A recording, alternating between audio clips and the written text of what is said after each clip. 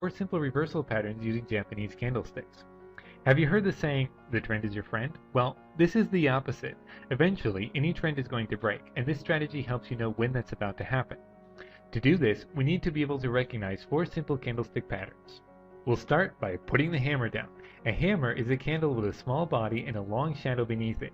Whether it's an up or down candle doesn't matter as much as the shape. It has a small body as close to a doji as possible and a long shadow at least twice as long as the body. You want to look for a hammer at the end of a downward movement. It shows that buyers are starting to get the upper hand and that the market will likely start going up. The second pattern we want to look for is the inverted hammer. It looks like, well, an inverted hammer. In other words, its wick extends upwards. It also forms at the end of a downtrend and is showing possible upwards or bullish reversal. Next is the shooting star. It looks exactly like the inverted hammer, but it forms at the end of an upward trend. It shows that the bears are starting to get the upper hand and the market is about to go down. And finally, we have the hanging man, which also forms at the end of an upward movement and looks exactly like a hammer with a long shadow. Remember, the color of a candle is not as important as the trend before it. In other words, for example, the only difference between an inverted hammer and a shooting star is that the inverted hammer forms at the end of a downward movement, while the shooting star forms at the end of an upward movement.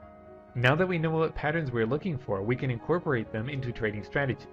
To do this, open your charting software in the same time frame as the expiry of your options, which I explained how to do in the previous video. For the purpose of this example, I've chosen the euro versus the dollar.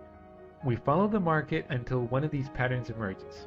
As it happens, in this graph we can see an upward trend ending in a hanging man. Notice how there's a relatively small body and almost no wick, but a very long shadow. This would be a good time to switch to your binary options trading platform and buy a put at the beginning of the next period.